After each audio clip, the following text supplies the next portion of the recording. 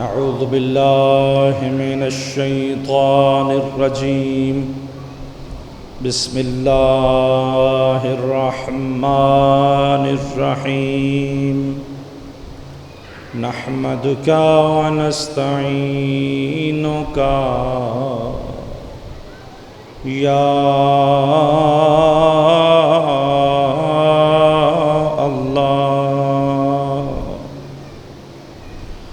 يا مقيل العثرات يا كاشف الكربات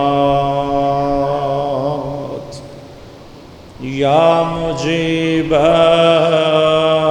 الدعوات يا سامع الأصوات.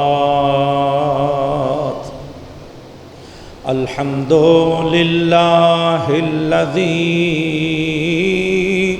جعلنا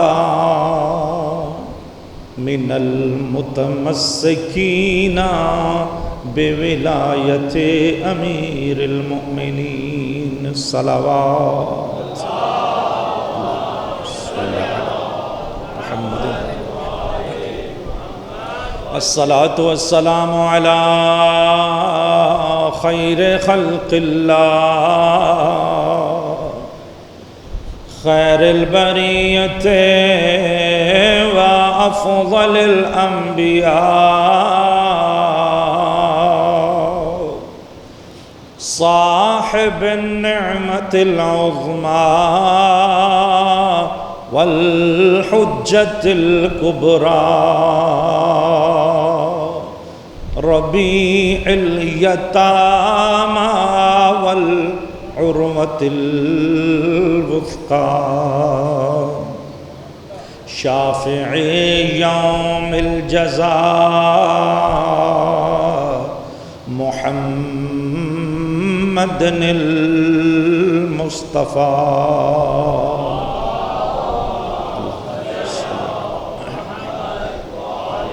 وعلى آله الأتقياء النجباء الشرفاء لا سيما بقية الله صاحب الزمان روحي وأرواح العالمين له الفداء.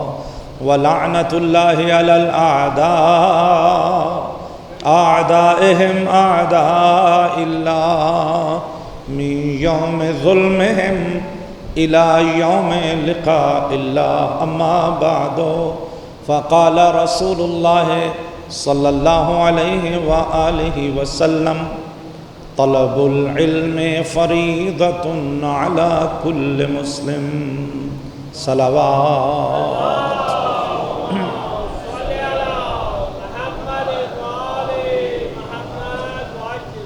واجب الاحترام مومنین کرام، اللہ رب العزت نے انسان کی فطرت کو موقوف کیا ہے علم پر.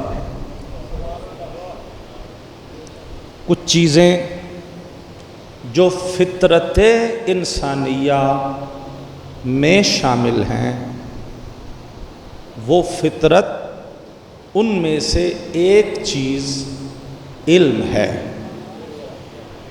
جو اللہ نے جس کا طلب کرنا، جس کی جستجو کرنا، جس کو اپنے لیے مایہ افتخار بنانا، یہ اللہ نے انسان کی فطرت میں رکھا ہے. فطرت کیا ہے؟ بزرگان تشریف فرما ہیں. میں بات کی وضاحت بچوں کے لیے کرتا ہوں تاکہ بات ان تک پہنچے. بزرگان گرامی، فطرت یہ ہے کہ جس نوع کا گزارا اس چیز کے بغیر ممکن نہ ہو وہ فطرت ہے. اب ہر نوع کی الگ فطرت ہوگی. تو انسان کی فطرت یہ ہے کہ سانس لیے بغیر انسان کا گزارا نہیں ہے، کھانا کھائے بغیر انسان کی حیات نہیں ہے، پانی پیے بغیر انسان نہیں رہ سکتا، تنہا غاروں میں انسان زندگی بسر نہیں کر سکتا، لہٰذا کھانا کھانا، پانی پینا، اجتماعی معاشرت میں رہنا، یہ ساری چیزیں انسان کی فطرت میں ہیں، لہذا ان کا تعلق کسی ایک علاقے سے نہیں، کسی خاص ثقافت سے نہیں، کسی خاص تہذیب سے نہیں، کسی خاص تمدن سے نہیں، انسان کسی بھی علاقے کا ہو اس کو یہ چاہیے، کوئی سی زبان بولتا ہو اسے ان چیزوں کی ضرورت ہے، کوئی بھی انسان نظریہ فکر رکھتا ہو انسان کو یہ چاہیے، ہاں اس کے اندر کچھ نہ کچھ تبدیلیاں کر کے انسان ممکن ہے کہ لباس ہر انسان پہنے گا، لیکن ممکن ہے کہ ہر علاقے کی ثقافت کے مطابق لباس کا ڈھنگ جو ہے وہ الگ ہو، لیکن بہرحال لباس تو پہنے گا۔ یہ جو چیز ہر رنگ و نسل و تہذیب و تمدن اور ہر دور و تاریخ کے انسان کے اندر یکساں طور پہ موجود ہے، اسے فطرت انسانیہ کہتے ہیں، یہ فطرت انسانیہ ہے۔ اور اس میں سے ایک فطرت ہے جستجو علم، علم کو حاصل کرنا اللہ نے انسان کی فطرت میں رکھ دیا ہے، کوئی انسان، اور اس فطرت کی طرف اشارہ ظاہر ہے کوئی جاہل تو نہیں نہ کر سکتا، وہی کریں گے جنہیں اللہ نے علم کا مصدر بنا کے بھیجا ہے۔ مولا متقیان علی ابن ابی طالب علیہ السلام، صلوات ہر بندہ پڑھے علی کی ذات مقدس پر، اللہم صلی علی محمد وآلہ۔ مولا متقیان ارشاد فرماتے ہیں کہ علم کی اہمیت کا اس سے زیادہ اندازہ کسی اور چیز سے کیا لگایا جائے گا کہ ایک جاہل کو بھی عالم کہو تو وہ خوش ہوتا ہے۔ یہ تعبیر یقیناً علی ہیں جو بول سکتے ہیں، ورنہ کسی کی اوقات ہی کیا ہے اس طرح کا جملہ بول کے دکھائے۔ سرکار نے فرمایا علم کی اہمیت کے لیے یہی کافی ہے کہ ایک جاہل، اسے بھی کہو نا آپ تو بڑے پڑھے لکھے جاننے والے ہیں، تو وہ خوش ہوتا ہے۔ اور سرکار فرماتے ہیں اس کی اہمیت کے لیے یہی کافی ہے کہ ایک جاہل کو بھی جاہل کہو تو اسے برا لگتا ہے۔ بھائی بندہ جاہل ہے، آپ بولیں یار تم تو بڑا جاہل ہے، تو اسے کھلتا ہے، برا لگتا ہے۔ نہیں، جاہل کو بھی آپ جاہل نہیں کہتے، جاہل کو بھی آپ ہزاروں تعبیروں میں لپیٹ کے، چونکہ آپ نے مدرسے میں پڑھا نہیں ہے نا، چونکہ آپ یونیورسٹی میں گئے نہیں نا، چونکہ آپ نے میڈیکل پڑھا نہیں، اس لیے آپ کو یہ پتہ نہیں ہے، اس لیے آپ کو پتہ نہیں ہے، اس لیے عرض کر رہا ہوں آپ سے۔ تو بزرگان گرامی، یہ اتنا لمبا چکر کاٹ کے آپ نے بات کیوں کی؟ اس وجہ سے کہ شارٹ کٹ تکلیف دیتا ہے۔ آپ کہیے آپ جاہل ہیں تو اس کے دل کو ٹھیس پہنچے گی، تکلیف ہوگی، برا لگے گا، لہذا نہیں کہہ سکتے آپ جاہل ہیں، بولنا پڑے گا، کوئی اور طریقہ اختیار کرنا پڑے گا، جاہل نہیں کہہ سکتے۔ تو بزرگان گرامی، کیوں ایک جاہل کو بھی جہالت بری لگتی ہے اور علم کی نسبت پانا اسے اچھا لگتا ہے؟ کیونکہ یہ فطرت انسانی میں شامل ہے۔ اللہ نے انسان کو ایسا پیدا کیا ہے کہ انسان جب دنیا میں آیا لا تعلمون شیئا، کچھ نہیں جانتا تھا، پھر کچھ نہ کچھ سننا شروع کیا، کچھ نہ کچھ بولنا شروع کیا، کچھ نہ کچھ سیکھنا شروع کیا، کچھ نہ کچھ کرنا شروع کیا، پھر ایک حد تک اسے معلومات کا ذخیرہ مل گیا، پھر اس نے عقل اور فکر کے زینے چڑھنا شروع کر دیے اور بہت سی معلومات سے مجہولات کو کشف کرنا شروع کیا اور اس کے علمی وزن میں اضافہ ہوتا چلا گیا۔ ایک حد کو پہنچا تو پھر اسے باقاعدہ طور پر کسی انسٹیٹیوٹ کی، کسی ادارے کی ضرورت پڑ گئی کہ اب عام جرنل سنی سنائی دیکھی دکھائی نہیں، بلکہ اب اسے ایسی معلومات چاہیے جو استدلالی ہوں،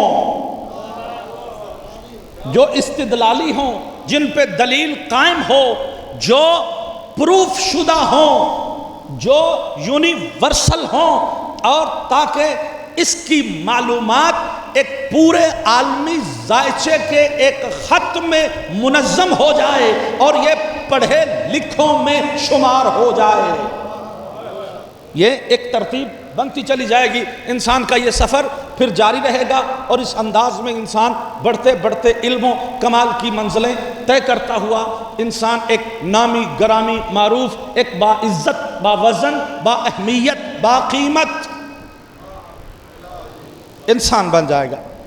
تو معصوم کا وہی فرمان کہ قیمت کل امرئ ما یحسنہ، کہ انسان کی قیمت وہ ہے جو اس کے اندر علمی کمال موجود ہے۔ ایک صلوات پڑھیے اہل بیت کی ذات مقدس پر، اللہم صلی علی محمد۔ تو بزرگان گرامی، انسان، اب اللہ نے انسان کو جو علم سے جوڑا تو پھر اسے زمانے میں بھٹک بھٹک کے ادھر ادھر سے معلومات اکٹھی کرنے کے لیے نہیں چھوڑا، بلکہ اپنے یہاں سے نصاب بھی دیا، کتاب بھی دی، معلم بھی دیا اور نظام تعلیم بھی عطا فرمایا۔ اپنے یہاں سے، وہاں سے عطا فرمایا۔ کتاب بھی یہاں سے نہیں، وہاں سے آئی، معلم وہاں سے آئے، اور نظام تعلیم بھی وہاں سے آئے۔ اور نظام کیا ہے؟ پہلی کلاس، فرسٹ ایئر، یتلو علیہم آیاتہ، سیکنڈ ایئر ویزکیہم، پہلا مرحلہ تلاوت، دوسرا مرحلہ طہارت، پاکیزگی، اور پھر اب یعنی نرسری پڑھنے کے بعد، پریپ پڑھنے کے بعد، کے جی وے جی کرنے کے بعد اب اس قابل ہوئے کہ اب یہ باقاعدہ لائن پہ آئے ہیں، اب آئے ہیں کلاس 1 میں، یعنی اب اس قابل ہوئے ہیں کہ یہ باقاعدہ طور پر ان کو علم اور وہ علمی اصطلاحات اور ٹرمز اور وہ فارمولاز اس کو سکھائے جائیں اور اس کو سمجھائے جائیں۔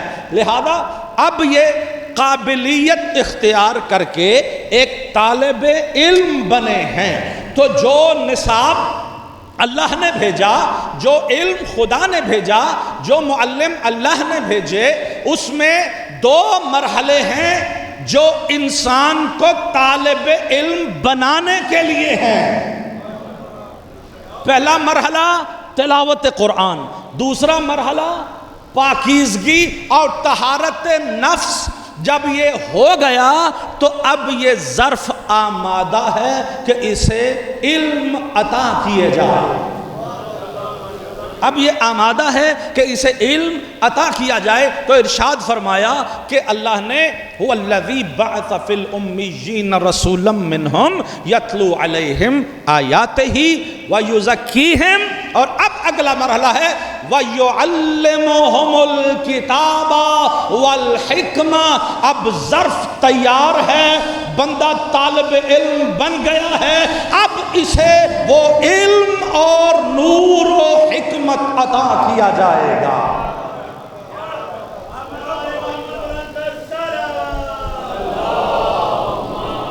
صلی علی محمد وآلہ۔ کیوں؟ وجہ، کیونکہ یہ علم کوئی عام علم نہیں ہے۔ قرآن کتاب ہے، ویسی کتاب نہیں جیسی فزکس ہے، ویسی کتاب نہیں جیسی میتھ ہے۔ اب بچے کے ذہن میں گیا کتاب، تو اس نے اپنے سکول کی کتابیں کھول کے دیکھی، کہا جیسی یہ کتاب ویسی وہ کتاب نہیں، ہم سمجھائیں گے کہ یہ کتابیں اور ہیں، وہ کتاب اور ہے، یہ کتاب ایک عام انسان کی لکھی ہے، اس میں ہزاروں غلطیاں ہیں، اور وہ کتاب لکھنے والے نے پہلے صفحے پہ لکھا لا ریب فیہ، اس میں کوئی ریب نہیں ہے، اس میں کوئی کجی واقع نہیں ہے، اس کے اندر جو پڑھ رہے ہو یہ سوچنا بھی مت کہ کل کو کوئی سائنسدان آئے گا اور پچھلے نظریے کو ٹھکرا کے نیا نظریہ دے دے گا۔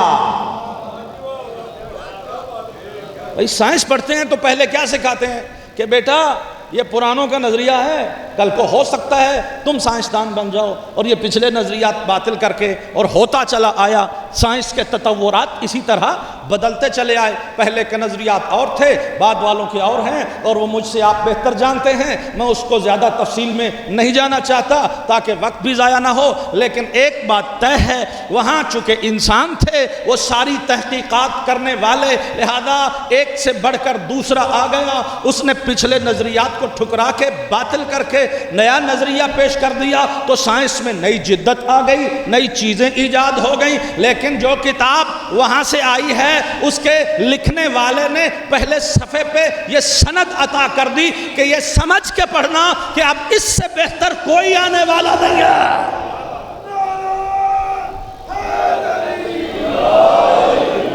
یہ سمجھ کے پڑھنا، اب اس سے آگے کوئی کتاب آنے والی نہیں ہے، جو ہے توجہ لا رتب ولا یابس الا فی کتاب مبین، جو ہے وہ اسی میں ہے، جو خشک و تر ہے وہ سب اسی کے اندر ہے۔ اب یہ تمہیں سیکھنا ہے، اور ظاہر سی بات ہے سکھانے والے بتائیں گے کہ اس میں کیا کیا ہے، سکھانے والے بتائیں گے کیوں، کیونکہ یہ کتاب مبین ہے، اس میں ہر کچھ موجود ہے، اور وہ امام مبین ہے، وَكُلَّ شَيْءٍ أَحْصَيْنَاهُ فِي إِمَامٍ مُبِينٍ، وہاں کتاب میں سب کچھ ہے، یہاں امام میں سب کچھ ہے۔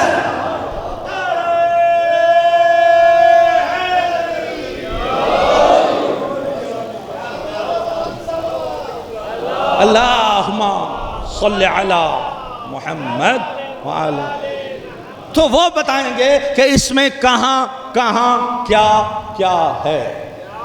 اور پھر قرآن نے کہا کہ باقی کتابیں اور ہیں، وہ تو بس نظریات کا مجموعہ ہے، اس میں لکھا ہے، صحیح غلط تو بات کی بات، لیکن یہ تو کتاب ایسی ہے، اس کی اپنی ہیبت ایسی ہے، یہ کتاب اللہ ہے، اس کی ہیبت یہ ہے کہ وہ فرماتا ہے لو انزلنا هذا القرآن على جبل لرأيته خاشعا متصدعا من خشیت اللہ، اگر یہ کتاب پہاڑ پہ نازل کر دیتے تو تم دیکھتے خشیت خدا سے پہاڑ ریزہ ریزہ۔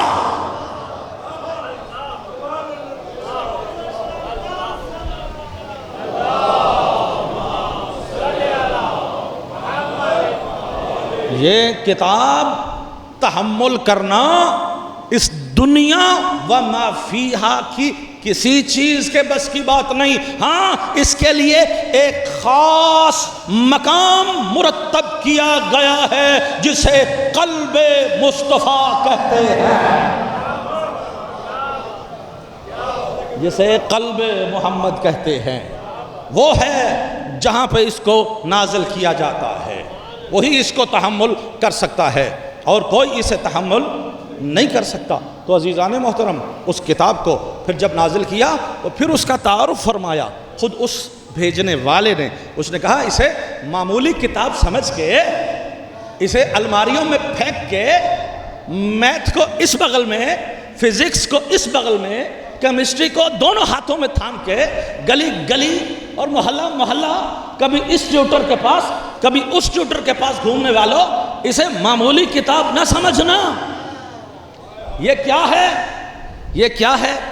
فزکس، کیمسٹری تمہیں فقط یہ بتا سکتی ہے کہ تمہارا بدن بیمار ہو تو تم ڈاکٹر بن کے یہ دوا دے سکتے ہو، اسے شفا مل سکتی ہے، لیکن یہ تمہاری پوری کی پوری سائنس، یہ میڈیکل بیماری کی شفا کا بندوبست تو کر سکتی ہے، لیکن مردے کو زندہ نہیں کر سکتی۔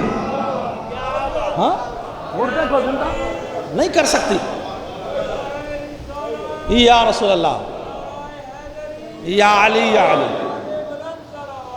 اللہ صلی علی محمد وعلی محمد۔ اور اس قرآن کے بارے میں اس نے کہا جسے تم نے اتنا معمولی سمجھا، خدا کہتا ہے پتہ کیا ہے؟ وَأَنَّ الْقُرْآنَ، یہ کیا ہے؟ سُيِّرَتْ بِهِ الْجِبَالِ، اس کے ذریعے سے پہاڑ ہل سکتے ہیں، اپنی جگہیں چھوڑ سکتے ہیں۔ قُطِّعَتْ بِهِ الْأَرْضِ، اس کے ذریعے سے زمین کے فاصلے یوں سمیٹے جا سکتے ہیں۔ اور کُلِّمَ بِهِ الْمَوْتَى، اس کے ذریعے سے مردوں سے کلام کیا جا سکتا ہے۔ ارے یہ کتاب ایسی ہے جو پہاڑ کو ہٹا دے،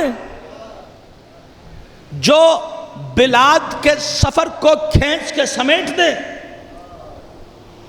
جو مردے کو زندہ کر کے لائق کلام بنا دے۔ اب کئی لوگوں نے قرآن اٹھایا اور حافظ جی کے پاس چلے گئے، حافظ جی یاد کراؤ، کیا کرنا چاہتے ہو؟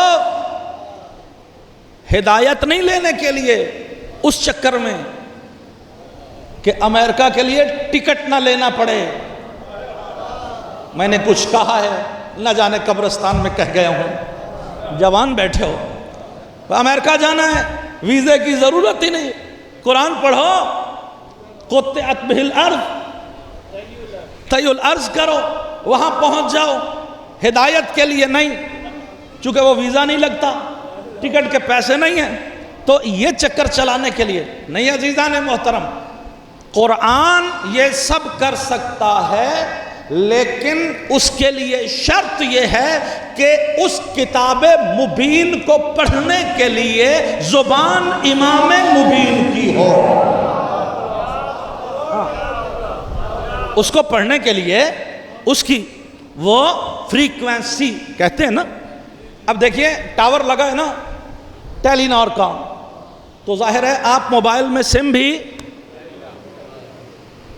آپ موبیلنگ کی سم ڈال کے ٹیلی نار کے ٹاور کے نیچے بیٹھ جائیں اور کہیں سگنل نہیں آ رہا ہے، تو پوری زندگی بیٹھے رہیے، نہیں آئیں گے، کیونکہ سم اور ہے، ٹاور اور ہے۔ پہلے فریکوینسی ایک ہو، پھر دیکھیے سگنل کیسے آتے۔ ہر بندہ قرآن پڑھے اور مردہ زندہ ہو جائے، ایسا نہیں ہے۔ آپ علی کو لائیے، علی پڑھیں، دیکھو اٹھتا ہے یا نہیں اٹھتا۔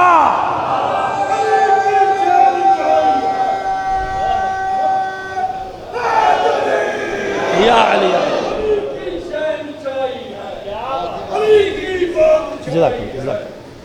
ٹھیک ہے ٹھیک ہے۔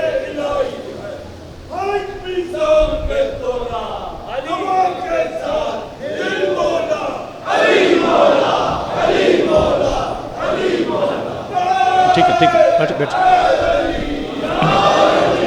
تو عزیزان محترم، پہاڑ جگہ چھوڑتے ہیں، لیکن حافظ جی کے لیے نہیں، حافظ قرآن کے لیے نہیں، محافظ قرآن کے لیے،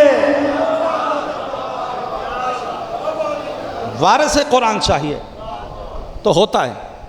اب تاریخ نے دیکھا، بات میری کہیں اور نکل جائے گی، تاریخ نے دیکھا کہ عام ظاہر ہے یہ چیزیں معرفت کے لیے بھی کوئی خاص مقام چاہیے ہوتا ہے، ہر بندے کو یہ چیزیں سمجھ نہیں آتی، تو مباہلہ کے لیے عیسائی اکٹھے ہوئے، ادھر سے 5 تن پاک نکلے، میں بات ساری چھوڑ گیا، نتیجہ، اور وہاں بھی عیسائیوں کا اجتماع تھا، وہ سب دیکھ رہے تھے کہ مدینے سے 5 نکلے،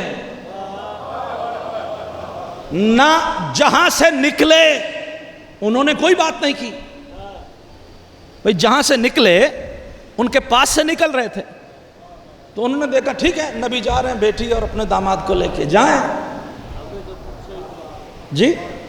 اچھا وہاں بھی ایک مجمع لگا تھا، وہ بھی دیکھ رہا تھا کہ نبی کوئی 5 نفوس کو لے کے آ رہے ہیں، ان کو بھی کوئی پرواہ نہیں تھی، لیکن ان میں کا جو سب سے بڑا پادری تھا، جس کے پاس کچھ تھا، جس کے پاس کوئی نظر تھی، اس نے وہاں کے لوگوں کو اکٹھا کر لیا، سارے اکٹھے ہو جاؤ جی، کیا کہنا ہے؟ کہا کوئی مباہلہ نہیں کرنا، کہا اتنا زحمت کی، اتنا دور سے آئے، اتنا سب کچھ کر دیا، اب مباہلہ نہیں کرنا، کیوں؟ کہا وہ جو آ رہے ہیں نا ان کے چہرے میں دیکھ رہا ہوں، میں کہتا ہوں اگر وہ کہہ دیں پہاڑ کو جگہ چھوڑ دے تو پہاڑ جگہ چھوڑ دے گا،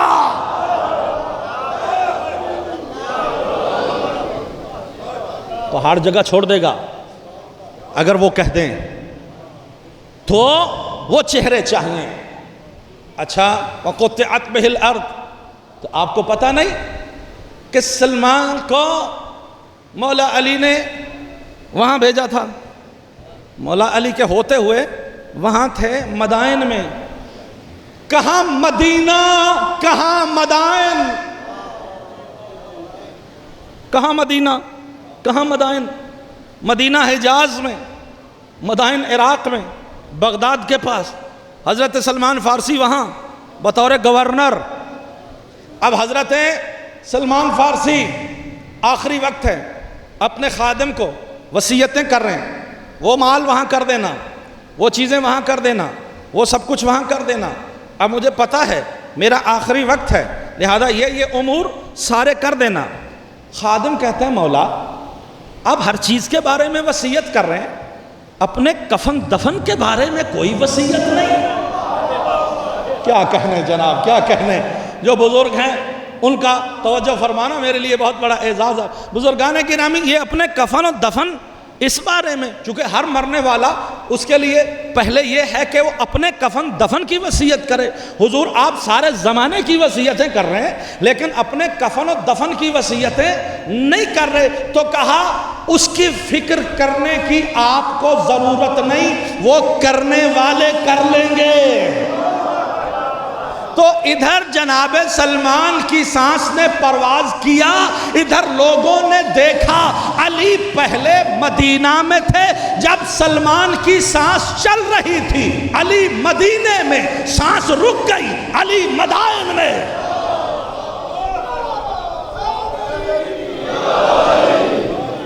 علی مدائن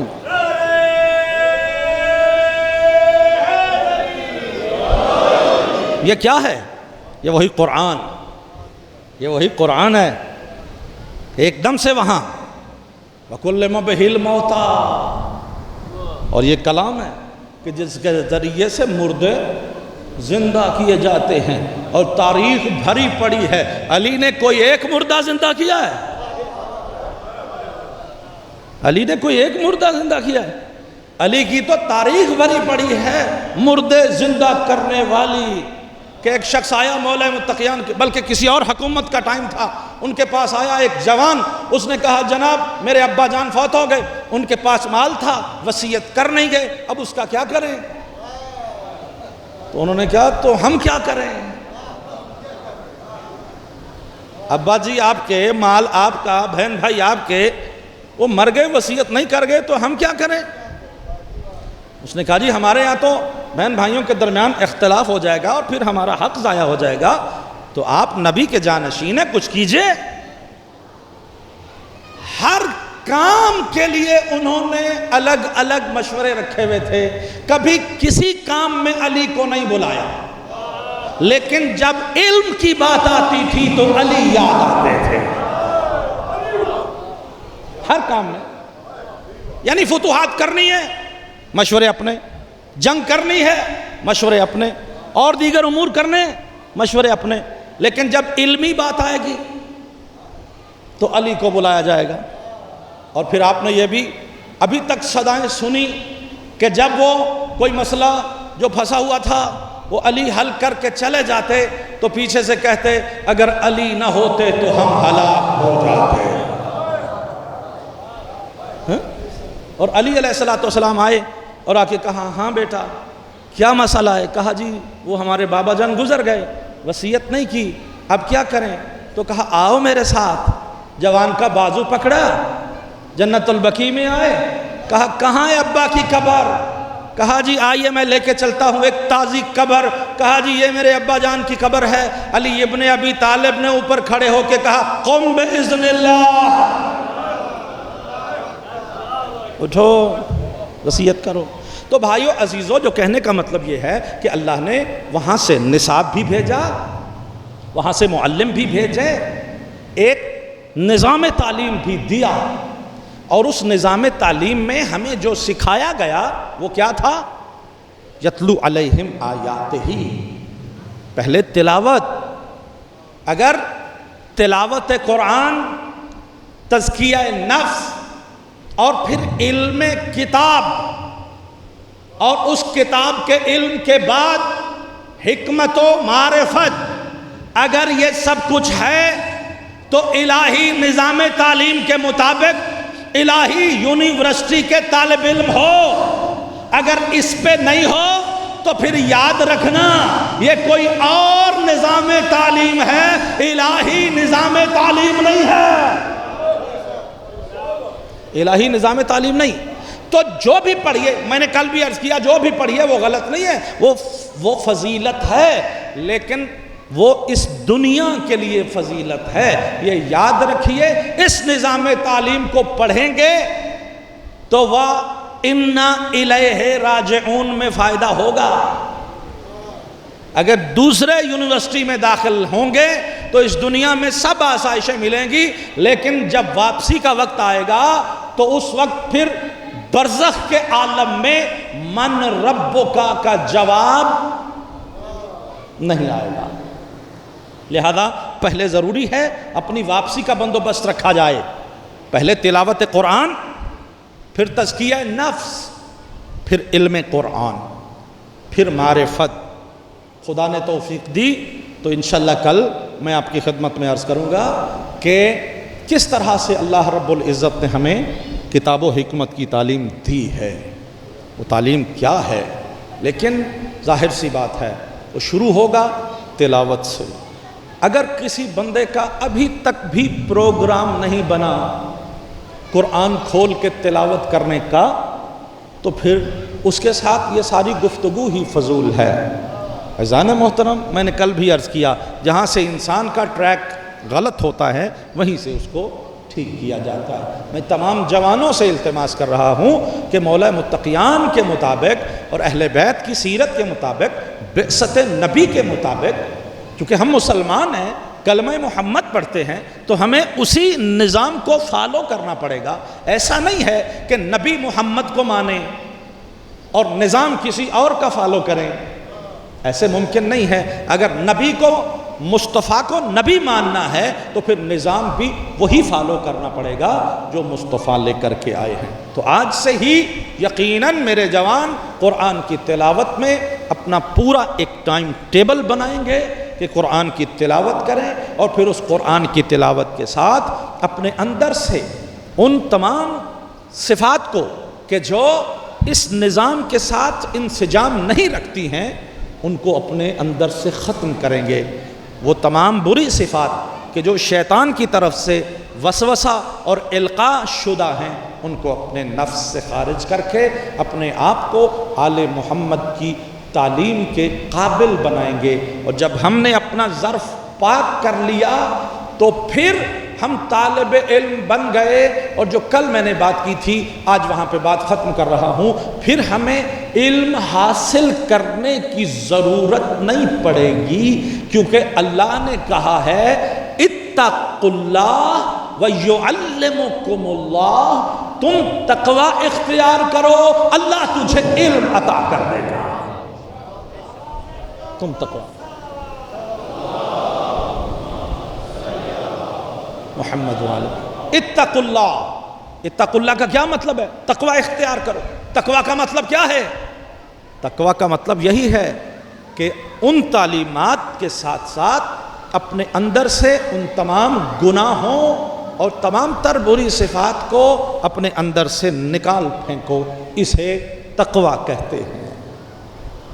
اپنے نفس کو پاکیزگی اور طہارت کے معیار پہ لے کے آؤ، گندگی سے اور برائی اور گناہ سے اپنے آپ کو دور کر لو، یہ تقوی ہے۔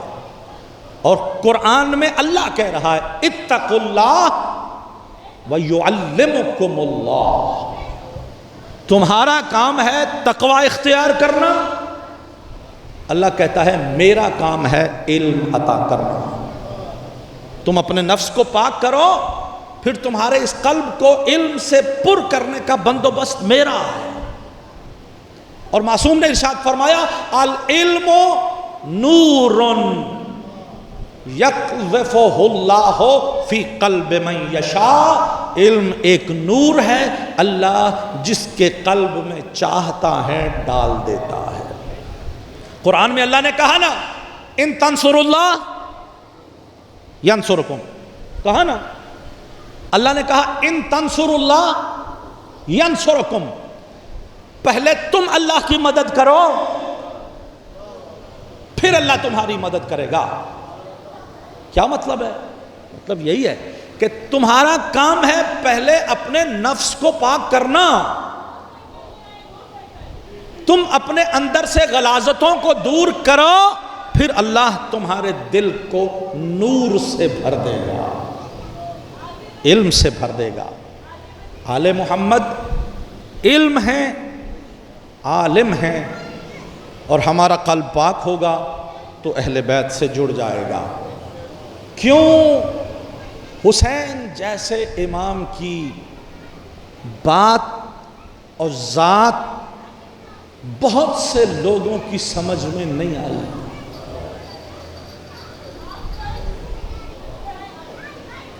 ایک جملہ ہے کہ جب امام حسین علیہ السلام شہید ہو رہے تھے نا،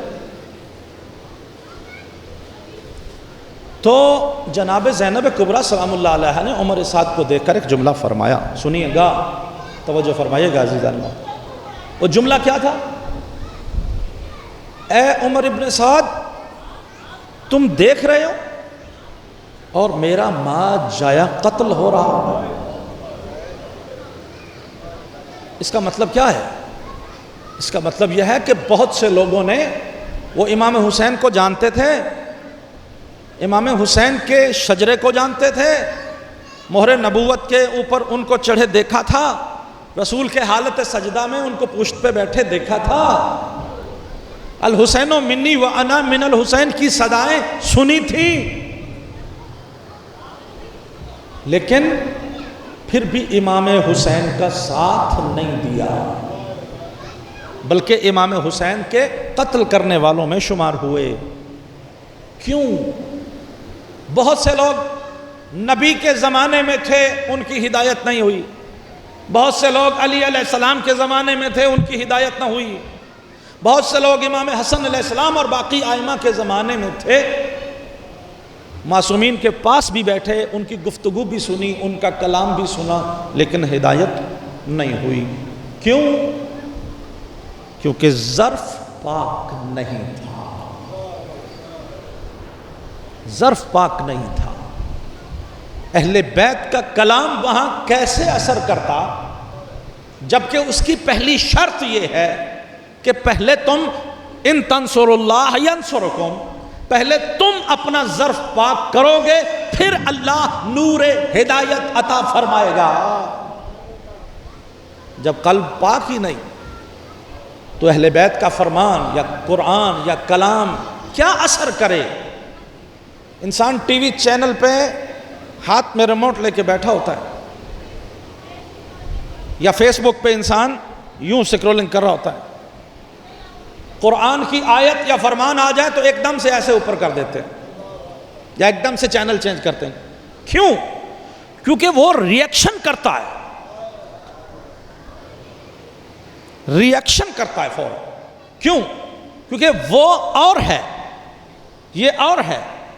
اب ظاہر سی بات ہے، دو مخالف کرنٹ آپس میں ملیں گے تو کیا ہوگا؟ ریئیکشن ہوگا، یہ انسجام نہیں رکھتا۔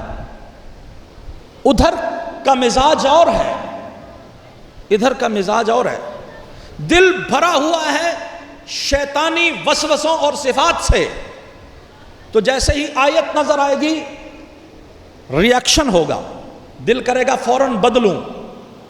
فرمان معصوم کی اگر بات آئی، مولانا کی اگر کوئی تقریر آ گئی، فوراً بدلا جائے گا، کیونکہ ریئیکشن ہے، وہ اثر نہیں کرے گا، کیونکہ ظرف کچھ اور ہے، وہ کچھ اور ہے۔ میرے بھائیوں، میرے عزیزوں، اس بات کو سمجھنے کی ضرورت ہے کہ قلب کو ایسا بنایا جائے کہ جب قرآن کی آیت سامنے آئے تو انسان رک جائے، ٹھہر جائے، اس کا دل اس میں محو ہو، تب اس کا اثر انسان کے دل پہ ہوگا۔ لہذا ضرورت اس بات کی ہے کہ ہمارا تزکیہ نفس ہو، اور یہ کوئی اور نہیں کر سکتا، یہ انسان خود کر سکتا ہے۔ بہت سی بیماریاں ایسی ہیں جو ڈاکٹر ٹھیک کر سکتے ہیں، لیکن جو انسان کی نفسیاتی بیماریاں ہیں، ڈاکٹر بھی کہتے ہیں کہ اس میں آپ کو اپنی ول پاور کو یوز کرنا ہے، دوسرے اس میں زیادہ تعاون نہیں کر سکتے، انسان کو خود اس مخمصے سے نکلنا ہوتا ہے۔ اسی طرح سے انسان کے قلب کے اندر جو نجاستیں بھر چکی ہیں، اس میں انسان کو اس دلدل سے خود نکلنا ہوتا ہے، اور اس کا طریقہ ہے تلاوت قرآن اور ذکر اہل بیت۔ لہٰذا یہ مجلسیں اس لیے ہیں تاکہ یہ ذکر اہل بیت، تلاوت قرآن ہمارے قلب کو پاک کرے، اور اس کے لیے ایک اٹیچمنٹ چاہیے، اور وہ حسین کے بھرے گھر کے مسائل میں اٹیچمنٹ چاہیے۔ جیسے ہی ہم مجلس میں آتے ہیں ہمارے دل نرم ہو جاتے ہیں، وہ نجاستیں جو باہر ہمارا پیچھا نہیں چھوڑتی، جب فرش عزا پہ بیٹھتے ہیں تو ایک دم ہمارا قلب ان تمام چیزوں سے پاک ہو جاتا ہے۔ ہوتا یا نہیں ہوتا؟ جب ہم یہاں فرش عزا پہ بیٹھتے ہیں تو ساری چیزیں ہم باہر چھوڑ کے آ جاتے ہیں، تو یہ بہترین مکان ہے یہاں بیٹھ کے اپنا تزکیہ کرنے کا۔ لہذا یہاں مسجدوں میں آیا کریں، چونکہ شیطان آپ کے گھر میں آپ کا پیچھا نہیں چھوڑے گا، لیکن جب آپ مسجد میں آ جائیں گے، عزاداری میں آ جائیں گے، جمعہ کے خطبہ میں آ جائیں گے، تو آپ کو موقع ملے گا اپنی اصلاح کا، اپنے تزکیے کا۔ یہی وہ پناہ گاہ ہے، یہی وہ قلعہ ہے جس میں آپ آئیں گے تو آپ کو موقع مل سکتا ہے کہ آپ اپنا نفس پاک کر لیں، آپ تقوی اختیار کر لیں، اور اس کے لیے بہت زیادہ پر اثر ہے امام حسین کے بچوں کا خون۔ وہ خون بڑی تاثیر رکھتا ہے۔ بس عزیزان محترم، بہت زیادہ میں نے آپ کو زحمت دے دی، بہت اثر رکھتا ہے حسین کے بچوں کا خون۔ اور حسین نے کربلا میں جو قربانیاں پیش کی ہیں، جتنی قربانی امام حسن کی ہوئی اتنی ہی امام حسین کی ہوئی۔ دونوں بھائیوں کا بھرپور حصہ تھا کربلا میں۔ بیٹے امام حسن کے بھی شہید ہوئے، امام حسین کے بھی شہید ہوئے۔ بیٹیاں امام حسین علیہ السلام کی بھی بے ردا ہوئیں اور امام حسن علیہ السلام کی بھی بے ردا ہوئیں۔ زوجات امام حسین علیہ السلام کی بھی قید ہوئیں اور زوجائیں حضرت امام حسن علیہ السلام کی بھی قید ہوئیں۔ جس طرح امام حسین کا گھر اجڑا، اسی طرح امام حسن مجتبیٰ کا بھی گھر اجڑا۔ لیکن خدا کی قسم ان تمام قربانیوں میں ایک انوکھی قربانی ہے جسے قاسم کہتے ہیں۔ اجرکم علی اللہ۔ بھائی صبح غم اہل بیت کے کوئی غم نہ دیکھو، بہت جلدی تیاری کرنا تاکہ میں چند لمحے آپ کی خدمت میں مولا امام حسن علیہ السلام کی بارگاہ میں آج یہ پرسہ پیش کیا جائے گا۔ آج یہ پرسہ تھوڑا مختلف بھی ہے اس اعتبار سے کہ دیگر جن کا پرسہ آپ نے پیش کیا یا کریں گے وہ سب یتیم نہیں تھے۔ جناب قاسم میں ایک عنصر غربت سب شہداء سے الگ ہے اور وہ ہے یتیمی کا عنصر، کہ حسن کا یہ لاڈلا بیٹا یتیم بھی ہے، اور ایک اور عنصر بھی موجود ہے کہ اس کے ساتھ اس کی وہ ماں بھی ہے جس نے اتنا عرصہ بیوگی میں گزارا ہے۔ جتنا عرصہ قاسم کو پالا ہے وہ حسن علیہ السلام کی بیوہ بن کے جناب قاسم کو پالتی رہی ہیں۔ یہ بڑی عجیب اور انوکھی قربانی ہے کربلا کی، اس لیے اس کی رقت بھی بہت زیادہ ہے۔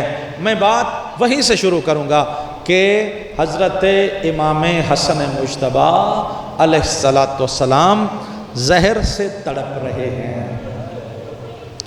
بڑا گہرا ربط ہے اس بات کا کربلا کے اس واقعہ کے ساتھ، اور عموماً مصائب پڑھنے والے یہیں سے شروع کرتے ہیں کیونکہ وہ واقعہ بڑا انوکھا اور عجیب ہے کہ امام تڑپ رہے ہیں، زہر سے کلیجہ پھٹ گیا ہے اور جگر کے ٹکڑے باہر آ رہے ہیں۔ جناب فروا اپنے ہاتھوں پہ اور تشت میں وہ ٹکڑے لے رہی ہیں کہ اتنے میں پیغام سیدانیوں کے گھر میں پہنچا۔ ادھر زینب کے رونے کی صدا آئی، ادھر مولا حسن کی زبان سے نکلا کہ اے فروا میرے جگر کے ٹکڑے چھپاؤ۔ دیکھو میری زینب آ رہی ہے، میری بہن میرے جگر کے ٹکڑے دیکھ کے مرنے سے پہلے مر جائے گی۔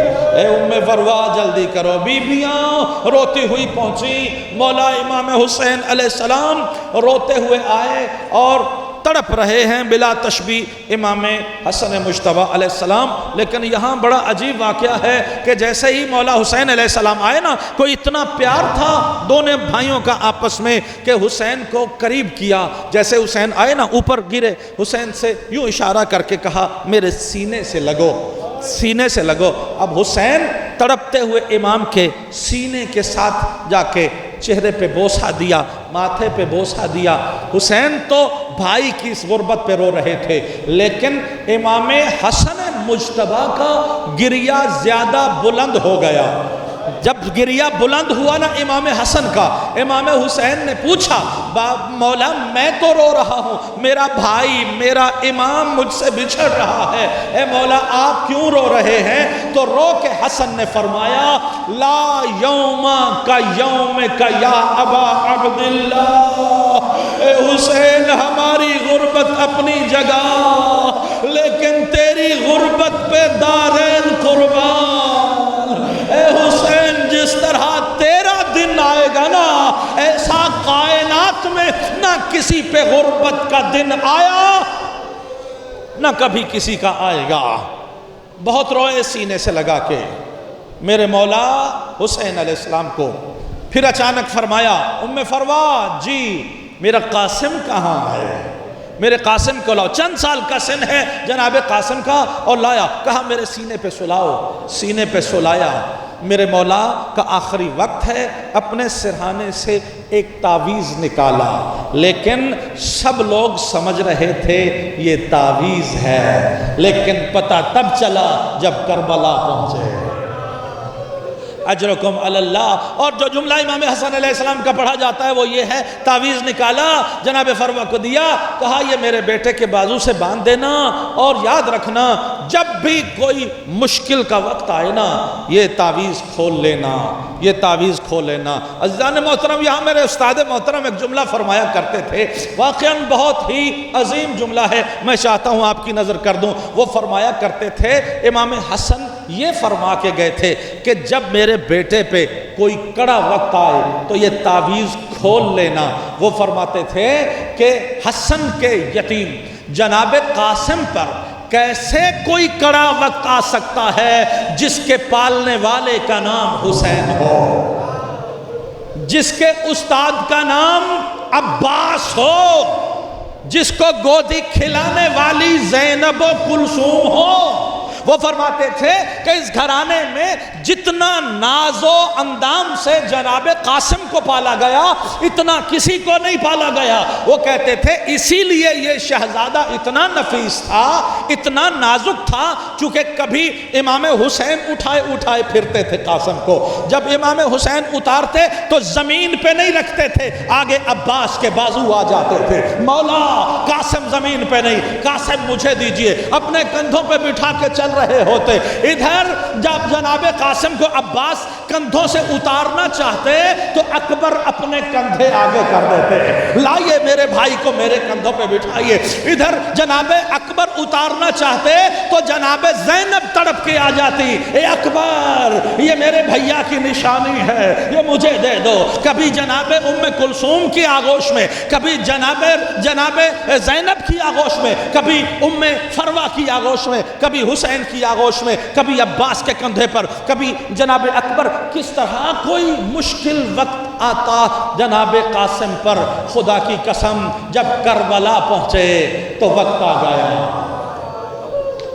وقت آ گیا۔ اور ایک اور نفسیاتی بات ہے جو روایات میں سے میں نے اخذ کی قبلہ، وہ میں آپ کے حوالے کرنا چاہتا ہوں تاکہ میرے جوان سمجھیں۔ یہ قاسم کوئی عجیب شاگرد ہے حضرت عباس کا۔ یوں سمجھیے کہ امام حسن مجتبیٰ کا پورا جلال جناب قاسم میں آیا ہوا، پورا جلال، ابھی بلوغ کو نہیں پہنچے، لیکن خدا کی قسم جنگ بہت بڑے بڑے جنگجوؤں سے بھی زیادہ کی ہے۔ اگر جناب قاسم کا حملہ پڑھیں تو آپ کو پتہ چلے کہ کربلا میں کتنا بڑا حملہ ہے حضرت قاسم علیہ السلام کا۔ وہ بڑا عجیب واقعہ ہے جناب قاسم کا کہ جب شب عاشور سب خیموں کا جائزہ لے رہے تھے اور آخر میں صحابہ کو اکٹھا کیا، چراغ بجھائے چلے جاؤ، کوئی نہیں گیا، تو پھر سب کے شہادت کے اوقات اور ان کے مراتب امام حسین بتا رہے تھے، یہ فلاں کا مکان، یہ فلاں کا مکان، یہ فلاں کا مکان۔ تو اپنے چچا کا بازو پکڑ کے کہا، چچا یہ ان شہیدوں میں میرا نام نہیں ہے؟ بیٹے کا اشتیاق دیکھا، اور پھر بجائے اس کے کہ قاسم سے کہتے کہ تمہارا بھی مکان ہے، الٹا سوال کر دیا، اے بیٹا قاسم ابھی تو نوخیز جوان ہے، تم موت کو سمجھتے کیا ہو؟ یہ شہادت کوئی معمولی چیز ہے، ابھی تم بچے ہو، یہ موت کو سمجھتے کیا ہو؟ بیٹا تمہارے نزدیک موت کیا ہے؟ عجیب جملہ کہا، میں نے کہا یہ قاسم ہی کہہ سکتا ہے، یہ آل محمد کے گھرانے والے ہی کہہ سکتے ہیں۔ جملہ عجیب فرمایا۔ ہمارے بزرگوار کہا کرتے تھے کہ موت کو قرآن میں تلخی سے تعبیر کیا، کہ جو بزرگان کسی کی خواب میں آئے، کسی نے خواب میں دیکھا تو کہا تمہاری حالت تو بہت اچھی ہے، کوئی مشکل بھی ہے؟ کہا بہت کچھ اچھا ہے، لیکن جو آخری وقت کی ہچکی ہے نا اس کا درد ابھی تک ہوتا ہے۔ موت انتہائی سخت مرحلہ ہے۔ علماء نے آپ کو روایات سنائی کہ موت کوئی آسان چیز نہیں ہے، ایسے ہوتا ہے جس طرح ململ کا کپڑا کسی جھاڑی پہ پھینک کے اسے کھینچ لیا جائے، جیسے وہ تار تار ہو جاتا ہے اس طرح روح تار تار ہو جاتی ہے۔ نہ جانے کیسی کیسی تعبیرات ہیں اس موت کے بارے میں، لیکن سننا جو حسن کے یتیم کی تعبیر ہے۔ جب حسین نے کہا اے قاسم تم موت کو سمجھتے کیا ہو، تو کہا چچا اگر آپ کی نصرت میں آ جائے تو احلا من العسل، یہ شہد سے زیادہ میٹھی ہے، شہد سے زیادہ میٹھی ہے۔ کیا تڑپ ہے، کیا جلال ہے۔ لیکن ایک اور واقعہ یہیں پیش آیا، اے بیٹا تمہارا بھی شہیدوں میں نام ہے۔ پھر حسین رکے نہیں، آگے بڑھ کے کہا اے بیٹا تیرا بھی نام شہدائے کربلا میں ہے، میرے اصغر کا نام بھی شہدائے کربلا میں ہے۔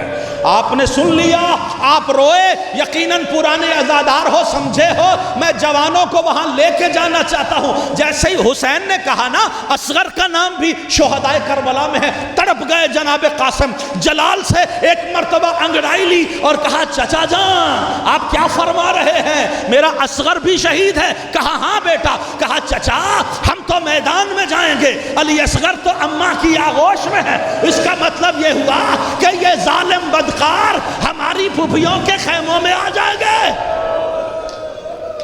یہ جملہ سنا، قاسم کے چہرے پہ موت کی زردی کو دیکھا تو حسین بات کو چھپا گئے، نہیں بتایا میرے قاسم تیری پھوپھیاں بے ردا ہو جائیں گی، تیری پھوپھیوں کے خیمے جل جائیں گے، نہیں بتایا کہیں قاسم مرنے سے پہلے مر نہ جائے۔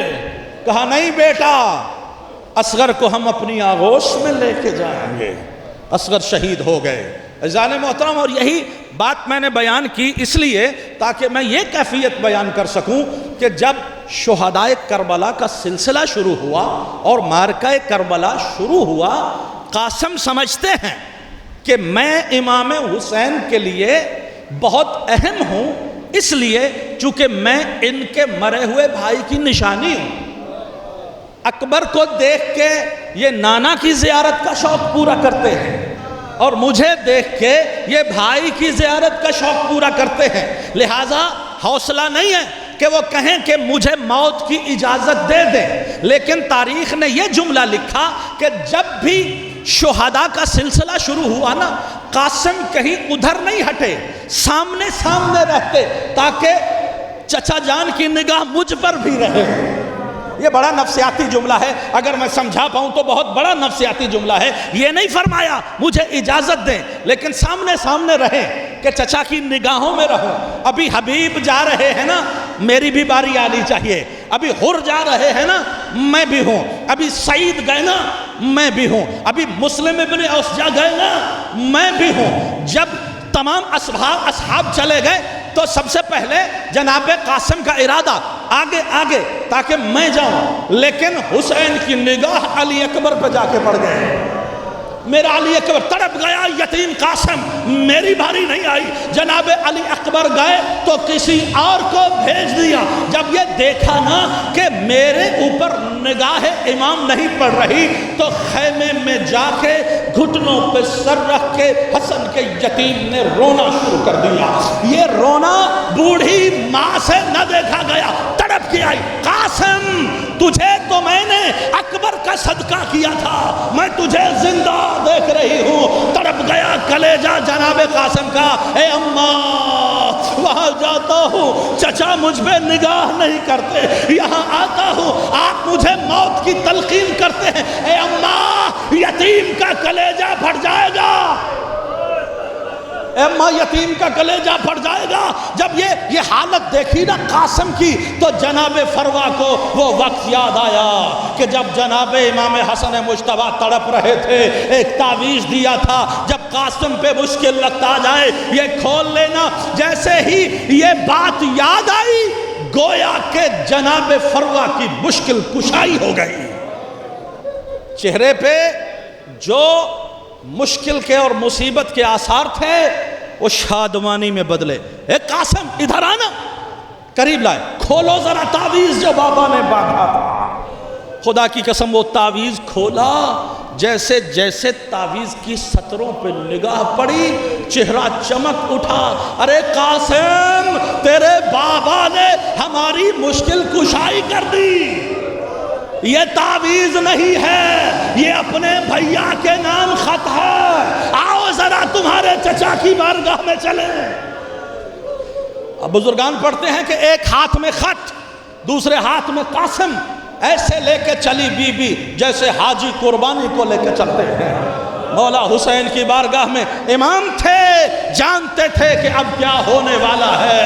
خدا کی قسم میرے مولا کا بدن لرزنے لگا، مشکل سے اٹھے، اے ام فروا کیوں تشریف لائی ہے؟ کہا یہ تو ذرا دیکھیے، یہ آپ کے بھیا کی نشانی ہے، یہ ان کی تحریر ہے۔ میں کہتا ہوں خدا کرے غربت میں کسی کو ایسے بھائی ملنے نہ آئے جیسے حسین کو بھیا ملنے آئے۔ بھائی یاد آیا، تحریر کو لیا، پہلے آنکھوں سے لگایا، چوم کے کلیجے سے لگایا، لیکن تاریخوں نے لکھا جیسے ہی سامنے کیا، لکھا تھا میرے حسین جب دین بچانے لگنا تو میری قربانی بھی ساتھ رکھنا، میرا حصہ بھی ساتھ رکھنا، میرے قاسم کو اجازت دینا۔ یہ جملے پڑھے، اب حسین سے کچھ بولا نہ گیا۔ تاریخ نے کہا بس جناب قاسم کے گلے میں باہوں کو ڈال دیا۔ اتنا روئے امام حسین، اتنا روئے کہ تاریخ نے کہا روتے روتے غش کر کے گر گئے۔ یہ پہلا موقع تھا کربلا میں کہ جب حسین غش کر کے گرے، جب حسین غش کے عالم میں ہے۔ آپ نے بہت گریہ کیا عزیزان محترم، ایک مرحلہ گریہ اور بلند کرنا، میں ممبر چھوڑ کے جا رہا ہوں۔ ابھی تابوت حضرت امام یتیم امام حسن برآمد ہونے والا ہے، پرسہ دینا امام حسن مجتبیٰ کو ان کے یتیم بیٹے کا، لیکن ایک مرحلہ گریہ اور بلند کرنا میرے ساتھ عزیزان محترم۔ امام حسین علیہ السلام غش سے آفاقہ ہوا، جناب قاسم کو تیار کرنے لگے۔ اب آپ خود اندازہ کیجئے جتنا قیمتی تھا قاسم، امام حسین خود آگے بڑھے جناب قاسم کو جنگی لباس پہنانے کے لیے۔ عباس جی مولا زرہیں لے کے آؤ، زرہ لے کے آئے، سر کا خول لے کے آئے، جنگی لباس لے کے آئے، لیکن غربت سنو گے، جو بھی زرہ پہناتے ہیں وہ قاسم کے وجود سے بڑی ہے، جو بھی جنگی لباس پہناتے ہیں وہ قاسم کے بدن سے بڑا ہے۔ قاسم ابھی نوخیز جوان ہے۔ جب خدا کی قسم تاریخوں میں ہے کہ 40 زرہیں امام حسین نے پہنانے کی کوشش کی، جب کوئی زرہ بھی قاسم کے بدن پہ نہ آئی نا، اس وقت حسین دھاڑے مار کے روئے، اِنَّ لِلَّهِ وَإِنَّا إِلَيْهِ رَاجِعُونَ۔ اسی کرتے میں جناب قاسم کو تیار کیا، اسی کرتے میں تیار کیا۔ اور ایک اور جملہ جو تاریخ نے لکھا، کرتا بھی جناب قاسم کا سامنے سے چاک کر دیا، چاک کر دیا۔ اس کی وجہ کیا ہے کہ کربلا میں عرب میں یہ رسم تھی کہ یتیموں کے سینے چاک ہوتے تھے، اس لیے چاک کر دیا کہ شاید کوئی ظالم یتیم سمجھ کے رحم کر دے، یتیم سمجھ کے رحم کر دے۔ اور کوئی خول سر پہ پورا نہیں آیا، کیا کیا؟ امامہ باندھا، اور امامہ باندھ کے امامے کے ایک جو نیچے آتا ہے اس کے 2 حصے کر کے حضرت امام حسین نے قاسم کا نقاب بنا دیا، نقاب بنا دیا۔ کس لیے؟ تاکہ کوئی ظالم اس کو بچہ سمجھ کے اس پہ حملہ نہ کرے، اس کو بچہ نہ سمجھے۔ اور جب گھوڑے پہ سوار کرنے کی باری آئی تو خود امام حسین نے گود میں اٹھا کے سوار کیا، اور جب سوار کر لیا، بس میں ختم کرنے لگا ہوں، سمجھا لی بات، میں جا رہا ہوں۔ عزیزان محترم، جس کو رونا ہے وہ اپنی آواز کو کربلا تک پہنچائے گا۔ خود سوار کروایا۔ حالت یہ ہے کہ جناب قاسم گھوڑے پہ سوار تو ہو گئے، لیکن قد اتنا چھوٹا ہے کہ پاؤں رکابوں میں نہیں پورے آ رہے۔ جب یہ عالم دیکھا تو جناب عباس کی چیخ بلند ہوئی، اور گھوڑے کی اس رکاب کو پکڑ کے رو کے کہا، ہائے ام البنین کا لال، جناب ام البنین کے لال نے تلوار نکالی اور وہ رکاب کو کاٹ کے چھوٹا کیا تاکہ قاسم کے پاؤں اس کے اندر آ جائیں۔ عزیزان محترم، یہ ہے جناب قاسم کی تیاری کا مرحلہ۔ لیکن خدا کی قسم، بزرگ علماء پڑھتے ہیں، تاریخوں میں یہ جملہ موجود ہے کہ یزید کی فوج کے تاریخ لکھنے والے نے یہ جملہ لکھا اور کہا کہ جیسے ہی حسن کا یتیم خیمہ حسین سے نکلا، ایسے لگا جیسے کوئی چاند آسمان پہ طلوع ہوا۔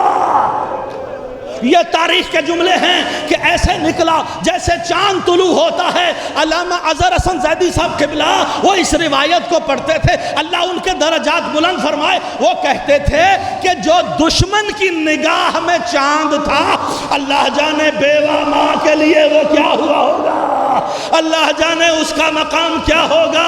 عزیزان، ختم ہوگی پڑھائی، جناب قاسم نے حملہ کیا۔ تاریخوں نے لکھا قاسم نے بہت بڑا حملہ کیا، بہت سے لوگوں کو فنار کیا، لیکن ایک دم سے عمر ابن سعد کی آواز آئی، یہ حسن کا جوان ہے، اس پہ ایک بارگی حملہ کرو۔